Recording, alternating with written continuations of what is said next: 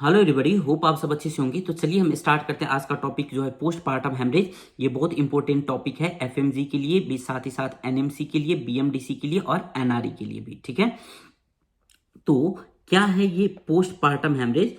Post partum haemorrhage का मतलब होता है ब्लड लॉस और haemorrhage during delivery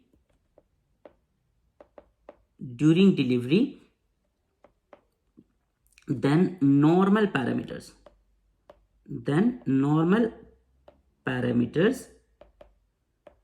as well as bleeding or hemorrhage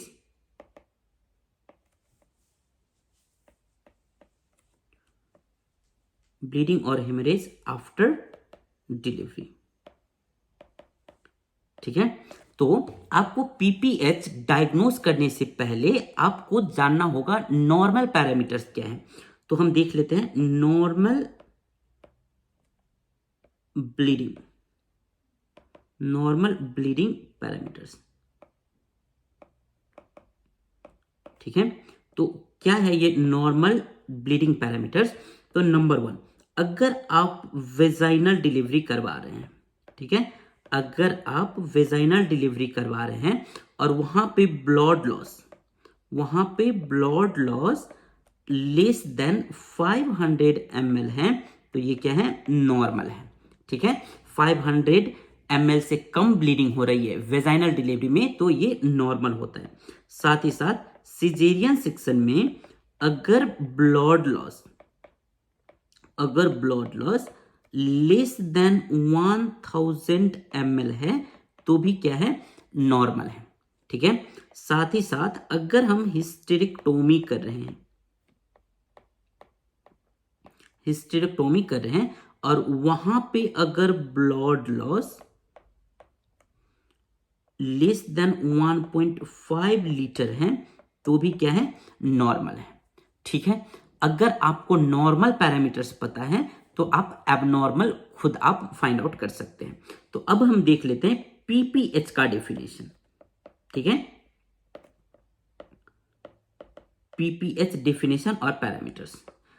अगर vaginal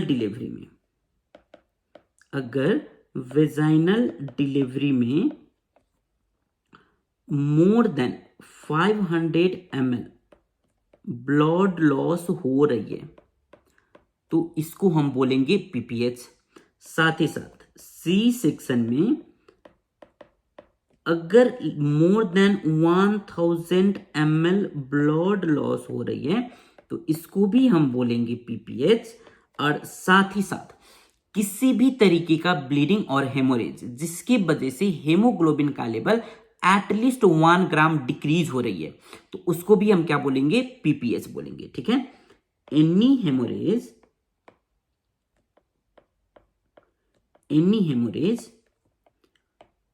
due to which hemoglobin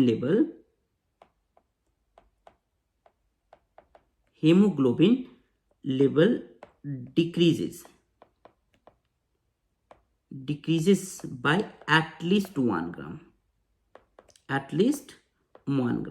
तो इसको भी हम क्या बोलेंगे? पीपीएच बोलेंगे। ठीक है, हमने पीपीएच को क्लासिफाई किया हुआ है 2 कैटेगरी में। PPH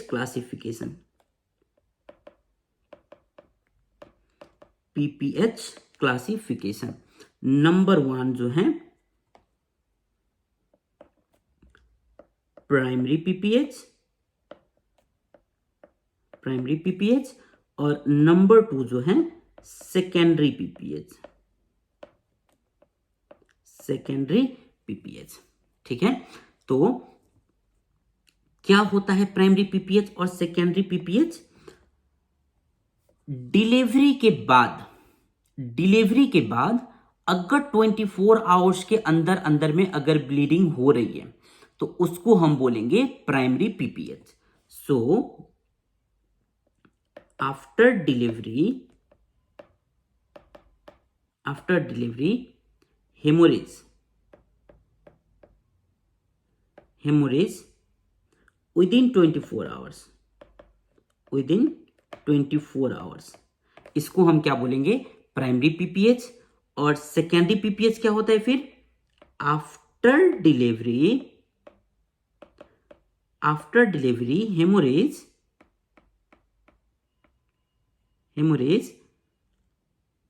after 24 hours to 12 weeks. इसको हम क्या बोलेंगे, सेकेंडरी पीपीएच।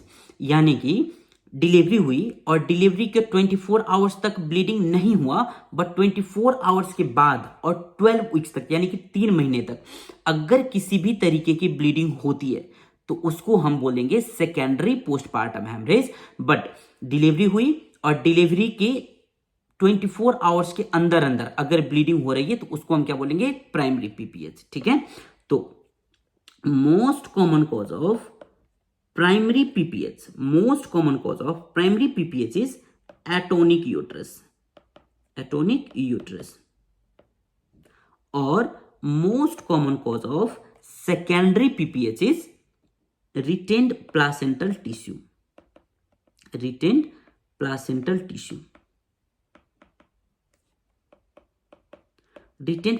टिश्यू का मतलब प्लासेंटा का कुछ टिश्यू जो अंदर यूट्राइन कैविटी में रह गई है। ठीक है, जिसके वजह से क्या हो रहा है, 24 आवर्स के बाद 12 वीक्स तक ये बीच में अगर कभी भी क्या हो रही है, अगर डिलीवरी के बाद अगर ब्लीडिंग हो रही है तो इसको हम क्या बोलेंगे, सेकेंडरी पीपीएच। ठीक है, अब हम देख लेते हैं causes of PPH.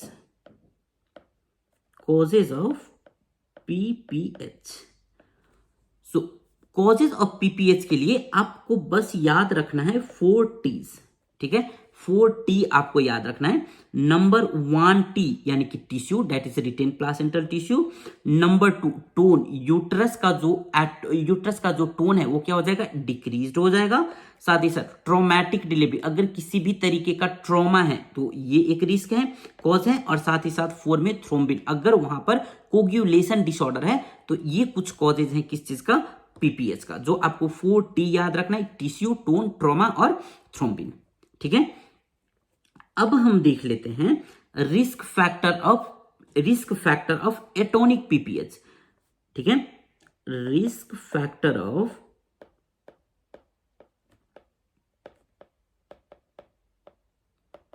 Atonic PPH. Risk factor of atonic PPH में आपको पहले तो याद रखना है ओवर डिस्टेंशन ऑफ यूट्रस।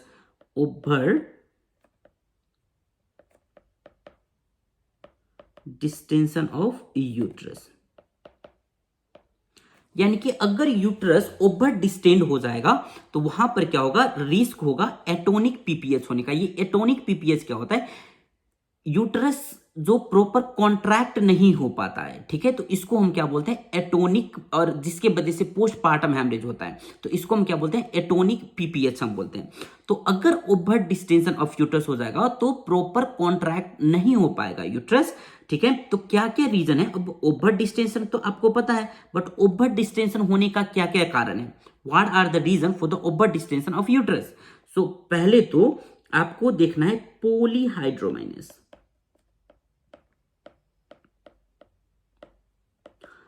अगर एमनियोटिक सैक में जो फ्लूइड होता है जिसको एमनियोटिक फ्लूइड बोलते हैं, वो उस फ्लूइड का क्वांटिटी अगर ज्यादा हो जाए, ठीक है, जिसकी वजह से यूट्रस क्या होगा, डिस्टेंड हो जाएगा, तो ये एक रीजन है ओवर डिस्टेंशन का। दूसरा जो है ये है ट्विंस प्रेगनेंसी। अगर ट्विंस प्रेगनेंसी है तो वहां पर क्या होता है, ओवर डिस्टेंशन यूट्रस हो जाता है, और जब वहां पर ओवर डिस्टेंशन ऑफ यूट्रस होगा तो वहां पे एटोनिक पीपीएच का रिस्क रहेगा। साथ ही साथ ग्रैंड मल्टीपैरा,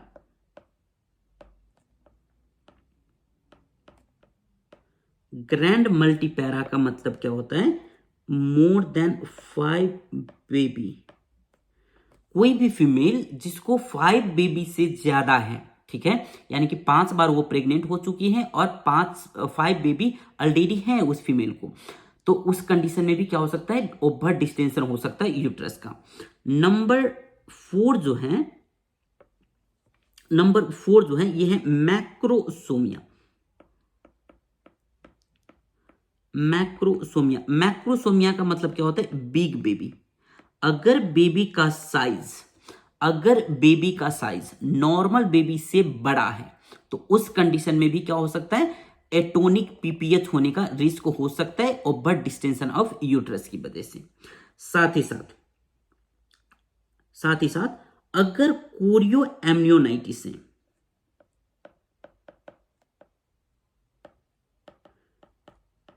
अगर एमनियोटिक फ्लूइड में अगर इन्फेक्शन अगर हो जाए तो ये भी एक रिस्क फैक्टर हो सकता है ओवर डिस्टेंशन ऑफ यूट्रस, साथ ही साथ एटोनिक पीपीएच का। ठीक है, फिर एक तो एंटीनेटल हेमरेज, एंटीनेटल हेमोरेज में जनरली दो चीज हम देखते हैं। एक तो हो सकता है प्लासेंटा प्रीविया और दूसरा जो है ये हो सकता है एब्रिप्टो प्लासेंटा।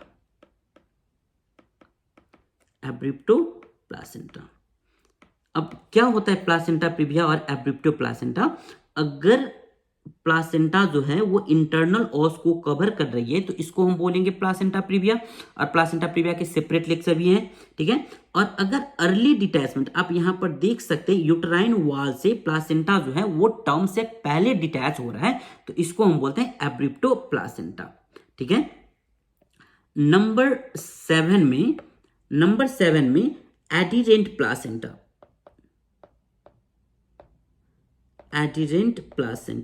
और एडिरेंट प्लासेंटा में हमको 3 टाइप्स का प्लासेंटा प्रॉब्लम देखने को मिलेगा। एक तो होगा प्लासेंटा एक्रीटा, दूसरा होगा प्लासेंटा इनक्रीटा और तीसरा होगा प्लासेंटा परक्रीटा। ठीक है, ये क्या है? प्लासेंटा टिश्यू अगर इंडोमेट्रियम लेयर में बहुत स्ट्रांगली अटैच्ड है तो उसको हम बोलेंगे प्लासेंटा एक्रीटा। साथ ही साथ वो मायोमेट्रियम लेयर को भी इफेक्ट करने लगे, यानी कि मायोमेट्रियम लेयर से भी प्लासेंटा अटैच्ड हो गई है तो उसको हम बोलते हैं इनक्रीटा। और मायोमेट्रियम के साथ साथ आसपास की जो ऑर्गन है वहां पे भी प्लासेंटल टिश्यू अटैच होने लगा है या मेटास्टासिस होने लगा है तो उसको भी हम क्या बोलते हैं? प्लासेंटा परक्रीटा। ठीक है, साथ ही साथ अगर वहां पे फिब्रोइड है, ठीक है, फिब्रोइड्स, तो ये भी एक रिस्क फैक्टर हो सकता है एटोनिक पीपीएच का। और साथ ही साथ नंबर 9 पर अगर आप देखेंगे तो प्लासेंटा सक्शन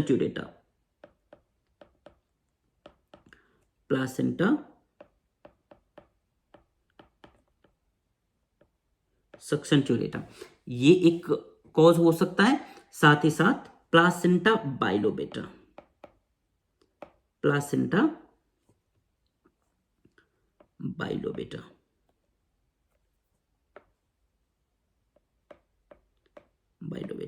ठीक है, और एक है जो है नंबर 11, आप देख सकते हैं अगर हिस्ट्री ऑफ पीपीएच है, हिस्ट्री ऑफ पीपीएच अगर है तो भी एक रीजन हो सकता है। और साथ ही साथ अगर प्रोलॉन्ग्ड लेबर है,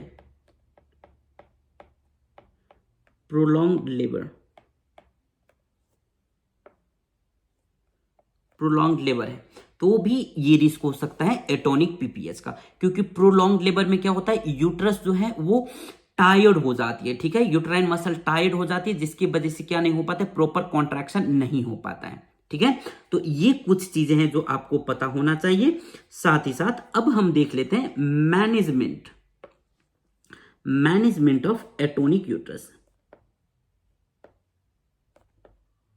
मैनेजमेंट ऑफ एटोनिक यूट्रस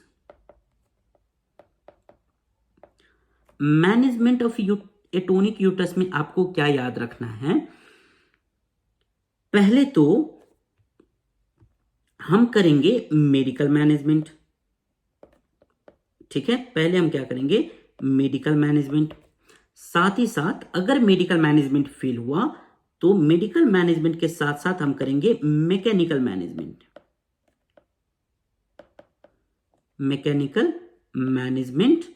और मैकेनिकल मैनेजमेंट भी नहीं हुआ फिर हम करेंगे सर्जिकल मैनेजमेंट। ठीक है। तो ये कुछ 3 टेक्निक्स है हमारे पास जिसके थ्रू हम क्या कर सकते हैं, मैनेज कर सकते हैं एटोनिक यूट्रस का। तो हम यहां पर पीपीएच को मैनेज ना करके हम एटोनिक यूट्रस को क्यों मैनेज करें, क्योंकि most common cause of PPH जो है, most common cause of PPH जो है वो क्या है, एटोनिक यूट्रस, एटोनिक यूट्रस। ठीक है, हमने ये प्राइमरी पीपीएच में भी पढ़ा है। Most common cause of primary PPH is atonic uterus, most common cause of secondary PPH is retained placental tissue. ठीक है, तो most common cause of PPH पूछेंगे तो भी आप बोलेंगे atonic uterus, most common cause of primary PPH बोलेंगे तो भी आप क्या लिखेंगे, एटोनिक यूट्रस। ठीक है, तो इसलिए हम यहां पर क्या करें, एटोनिक यूट्रस को हम मैनेज कर रहे हैं। चलिए अब हम देखते हैं मेडिकल मैनेजमेंट हम कैसे करते हैं। Medical management of atonic uterus, medical management of atonic uterus. So number 1, हम जो ड्रग्स दे रहे हैं वो ड्रग्स है यूटेरोटोनिक ड्रग्स, यूटेरोटोनिक ड्रग्स। अब यूटेरोटोनिक ड्रग्स में जो मोस्ट कॉमनली हम यूज करते हैं वो हम करते हैं ऑक्सीटोसिन, ऑक्सीटोसिन। तो ऑक्सीटोसिन कितना हम यूज करते हैं, तो 30 to 40 international unit, 30 to 40 international unit IV. ठीक है, 30 to 40 international unit IV infusion करेंगे हम। ठीक है, और हम एक और ड्रग्स हम यूज कर सकते हैं जिसको हम बोलते हैं मिथाइल एर्गोमेट्रिन, मिथाइल एर्गोमेट्रिन। और मिथाइल एर्गोमेट्रिन में हम कितना यूज करेंगे, 0.2 मिलीग्राम आईएम, 0.2 मिलीग्राम आईएम। और मैक्सिमम जो है हम ये ड्रग्स दे सकते हैं 5 टाइम्स दे सकते हैं। ठीक है, और कितने इंटरवल में हम दे सकते हैं, तो 2 to 4 आवर्स के interval, 5 times 2 to 4 hour interval में, इंटरवल्स में हम दे सकते हैं। बट इस ड्रग्स को हम 2 कंडीशन में हम अवॉइड करेंगे देना। We will avoid in condition, एक तो है अगर किसी को हाइपरटेंशन है तो उस कंडीशन में हम अवॉइड करेंगे, और साथ ही साथ अगर प्री एक्लेम्पसिया है, प्री एक्लेम्पसिया है तो वहां पे भी हम मिथाइल एर्गोमेट्रिन को हम अवॉइड करेंगे। ठीक है, अब जो हम यूज करेंगे नंबर 2 ड्रग्स वो है प्रोस्टाग्लैंडिन।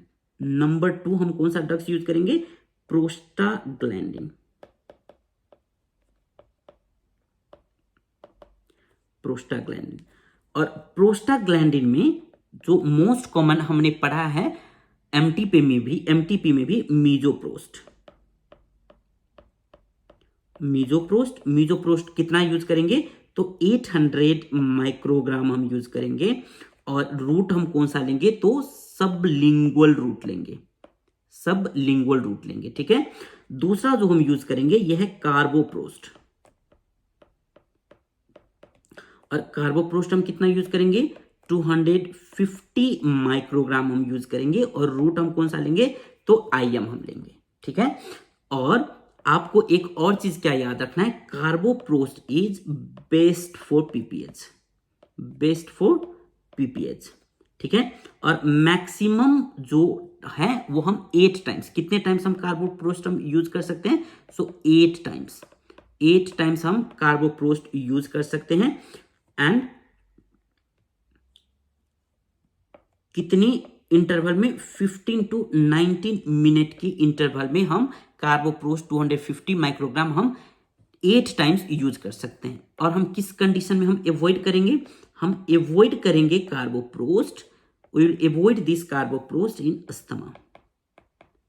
अगर पेशेंट को अस्थमा की प्रॉब्लम है पेशेंट को, तो उस कंडीशन में हम क्या करेंगे, अवॉइड करेंगे कार्बोप्रोस्ट को यूज करना। बाकी carboprost is best for the PPH, ठीक है। साथ ही साथ नंबर 3 ड्रग्स जो हैं वो है इंजेक्शन, ठीक है, ट्रानेक्समिक एसिड, ट्रांएक्समिक एसिड, और ये हम करेंगे 1 ग्राम IV, 1 ग्राम IV, और ये हम देंगे स्लोली हम ये एडमिनिस्टर करेंगे, ठीक है, स्लोली इन 20 to 25 मिनट तक। 20 to 25 मिनट में हम क्या करेंगे, ट्रांएक्समिक एसिड 1 ग्राम को हम पेशेंट को एडमिनिस्टर करेंगे, ठीक है। तो पहले हमने क्या क्या, पहले हम क्या करेंगे, यूटेरोटोनिक ड्रग्स देंगे। यूटेरोटोनिक ड्रग्स में कौन कौन सा ड्रग्स है, ऑक्सीटोसिन एंड मिथाइल एर्गोमेट्रिन। साथ ही साथ दूसरा कौन सा ड्रग्स यूज करेंगे, प्रोस्टाग्लैंडिन यूज करेंगे, और तीसरा कौन सा यूज करेंगे, ट्रांएक्समिक एसिड यूज करेंगे, ठीक है। इतना क्लियर है आपको। अगर हमको मेडिकल मैनेजमेंट से कंप्लीट नहीं हुआ, if medical management fails, if medical management fails, फिर हम क्या करेंगे, फिर हम करेंगे मैकेनिकल मैनेजमेंट। फिर हम क्या करेंगे, mechanical management.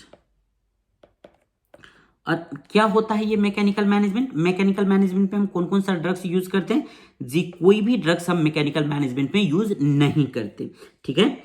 So in mechanical management not using any drugs, not using any drugs.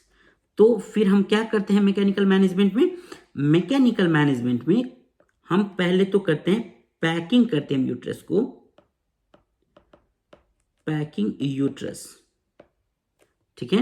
दूसरा हम क्या करते हैं, uterine massage,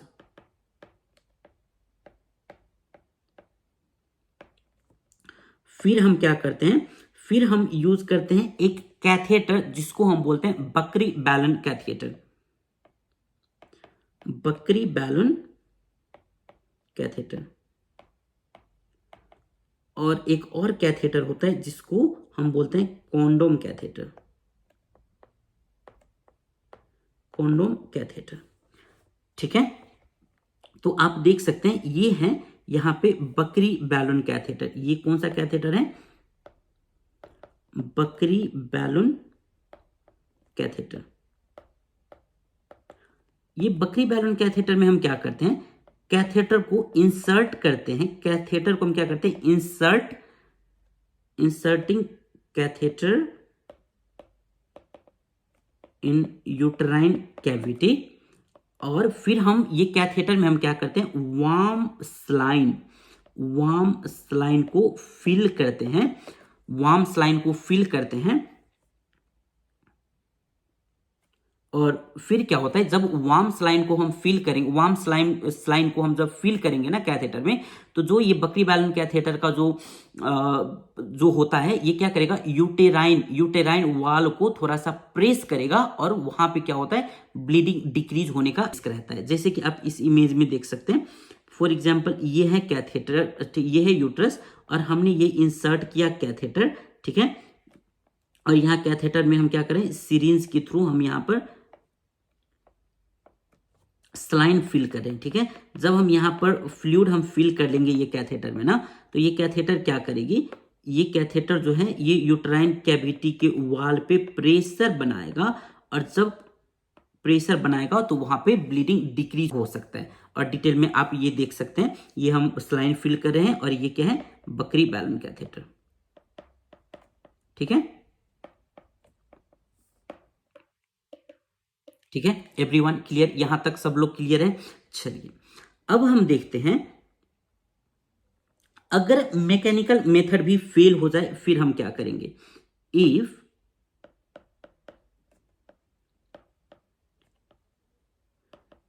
mechanical management fails, if mechanical management fails, फिर हम क्या करेंगे, फिर हम करेंगे surgical management, surgical management.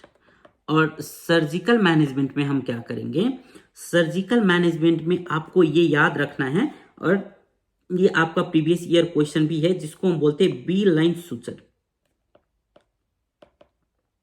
B line suture, और ये आपको याद रखना है। तो क्या हम करते हैं, ये बी लाइन सुचर में यहां पर हम क्या करते हैं, यूट्रस का एंटीरियर वॉल और पोस्टीरियर वॉल दोनों को हम कंबाइन कर देते हैं तो क्या होगा, एंटीरियर वॉल पोस्टीरियर वॉल पर प्रेशर लगाएगा, पोस्टीरियर वॉल जो है वो एंटीरियर वॉल पर प्रेशर लगाएगा और ऐसे करके ब्लीडिंग डिक्रीज हो सकती है। ठीक है, so B line suture it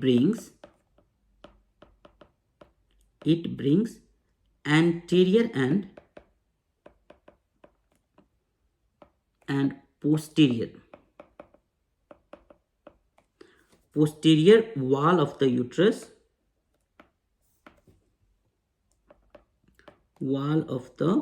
uterus together, and both wall put pressure on each other and then bleeding can be decreases. Bleeding can be decreased. ठीक है, तो बी लाइन सूत्र में हम क्या करेंगे, एंटीरियर और पोस्टीरियर वाल दोनों को हम साथ लाकर हम सूसरिंग कर देंगे, जिससे क्या होगा, एक दूसरे वाल पर प्रेशर होगा और वहां पर क्या होगा, ब्लीडिंग डिक्रीज होने का रिस्क हो सकता है। और भी कुछ सूचर्स हैं बट आपको इतना याद रखना है, अभी इतना याद हो गया तो फिर चल जाएगा। बाकी और भी अगर आप सूचर्स याद करना चाहते हैं तो आप याद कर सकते हैं। को स्क्वायर सूचर होता है एक तो, और एक होता है गनसेला सूचर।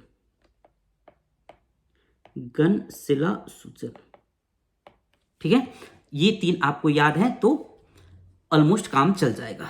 ठीक है, और अगर इससे भी नहीं हुआ, if still bleeding not decreased, if still bleeding not decreased, फिर हम क्या करेंगे, if still bleeding not decrease, फिर हम करेंगे bilateral ligation of blood vessels, bilateral ligations of blood vessels which supply blood to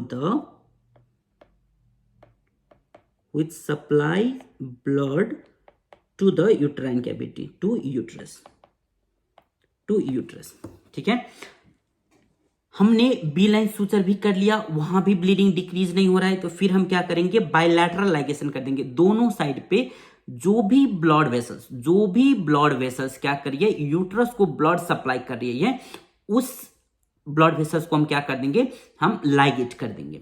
ठीक है, जिसकी वजह से क्या होगा, ब्लड सप्लाई नहीं होगा यूट्रस की तरफ और वहां पे ब्लीडिंग कम हो जाएगा या ब्लीडिंग नहीं होगा। ठीक है, तो कौन कौन सा ब्लड वेसल्स हैं जो यूट्रस को ब्लड सप्लाई करती हैं, तो पहले तो है यूट्राइन आर्टरीज, और दूसरा जो है ये है ओवेरियन आर्टरीज भी थोड़ा सा ब्लड सप्लाई करती हैं यूट्रस को। ठीक है, और इंटरनल इलियक आर्टरीज को भी फिर भी नहीं हुआ तो हम क्या करेंगे, इंटरनल इलियक आर्टरी को भी, इंटीरियर इलियक आर्टरी का भी एंटीरियर डिवीजन। ठीक है, इंटरनल इलियक आर्टरी का भी एंटीरियर डिवीजन को हम क्या करेंगे, लाइगेट कर देंगे। ठीक है, पहले हम किसको लाइगेट करेंगे, यूट्राइन आर्टरीज को, नहीं हुआ, फिर ओवेरियन आर्टरीज को, फिर भी नहीं हुआ, फिर लास्ट में हम इंटरनल इलियक आर्टरी, वो भी एंटीरियर डिवीजन को। ठीक है, हम लाइगेट करेंगे, और अगर फिर भी नहीं हुआ, ठीक है, इफ स्टिल ब्लीड्स,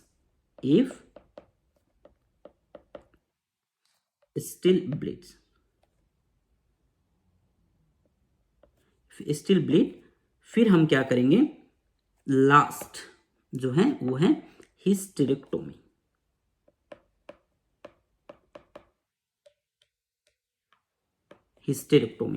और हिस्टेरेक्टोमी में भी हम कौन कौन सा कर सकते हैं, सब टोटल हिस्टेरेक्टोमी कर सकते हैं, सब टोटल हिस्टेरेक्टोमी कर सकते हैं, या तो कंप्लीट हिस्टेरेक्टोमी भी हम कर सकते हैं। कंप्लीट हिस्टेरेक्टोमी भी हम कर सकते हैं। ठीक है, अब आपको एक्चुअल क्या क्या याद रखना चाहिए? सो कीवर्ड्स, ये टॉपिक पढ़ने के बाद कीवर्ड्स जो आपको पता होना चाहिए। Number 1, PPH is a leading cause. PPH is a leading cause of maternal mortality. Maternal mortality.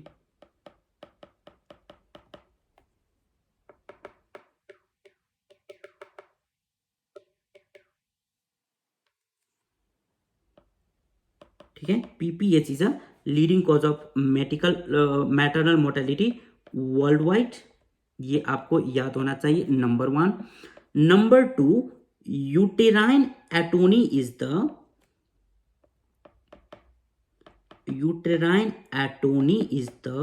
Most common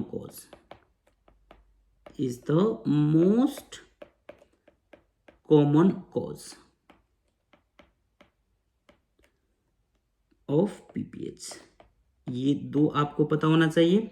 और तीसरा जो है, ये early recognition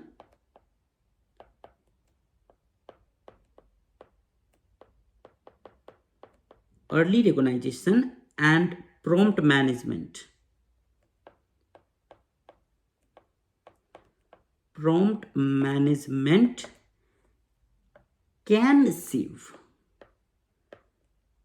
can save lives.